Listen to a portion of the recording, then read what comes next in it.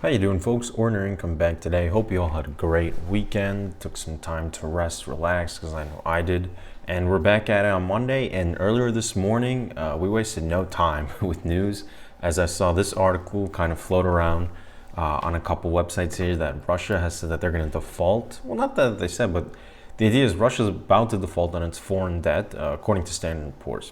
But it's not going to be a default that you and I most commonly think of. Usually when we hear that a company or government has defaulted on their debt, it means that they cannot make their payment. Most likely because they're insolvent, because they don't have the money to pay for it, which leads a bad reaction. Because if you can't pay your debts, then you're not doing too well. Usually you're spending too much money, you're not making enough of it. It leads to some pretty bad economic times for countries. This is going to be different. Because in this case, in this article in particular, and all the articles, Russia, I think, actually has the ability to pay its debts. The only difference is they can't pay the debt in the way the contract is written. All of the bond agreements have said that Russia is going to be paying back the debt, the bond issuances over in, not the bond issuances, but the interest payments and the monthly payments, or however many payments there are scheduled. It's all going to be coming in US dollars. Russia fired back and said, listen, we can't do that because you froze all of our foreign exchange accounts. Our US dollars are frozen, so what we're going to do is we're going to pay you back in rubles from now on. And the bondholders are saying, you can't do that. The contract said it's going to be in US dollars. We want American dollars. We don't want Russian rubles, most likely because it's a pain in the butt to convert it from rubles to dollars for the most part. So what does it mean? Well, first, in terms of Russia, they have a little bit of, well, you could argue that they have a bargaining chip saying, listen, for them to say that we can pay you back. If you unfreeze our accounts, we'll give back everything that you guys are asking for. And if you're not going to do that, we're going to give you rubles. More rubles circulating means that those rubles have to be spent. There's more use of them. More use of a currency means it becomes a little bit of a stronger currency.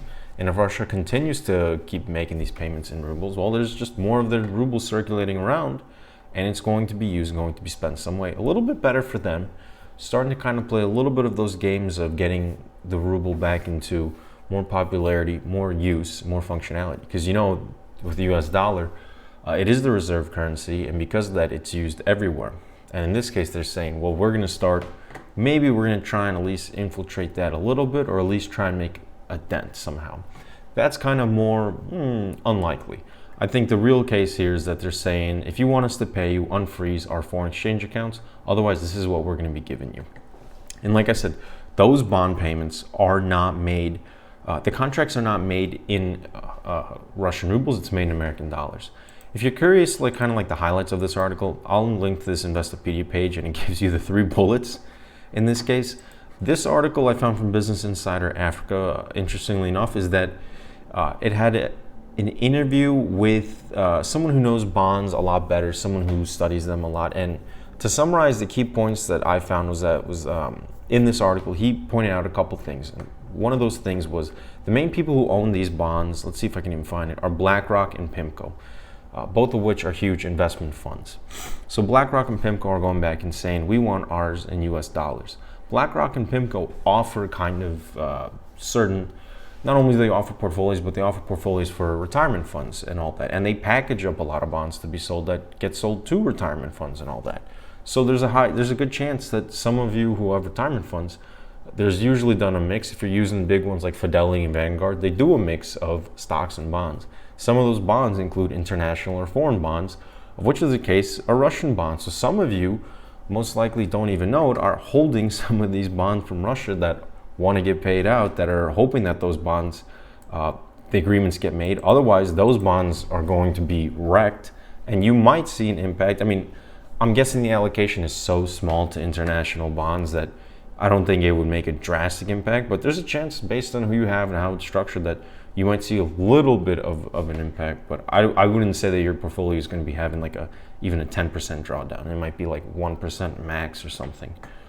Just take a look into that, into your own investment funds. But the other thing is usually there's talks that there's going to be a lot of this is going to be going to court. And what happens, but based on what this interviewer said, is that the people who are owed the payments, the ones who are expecting to get paid, in this case BlackRock and PIMCO, usually those people kind of form a committee to sue.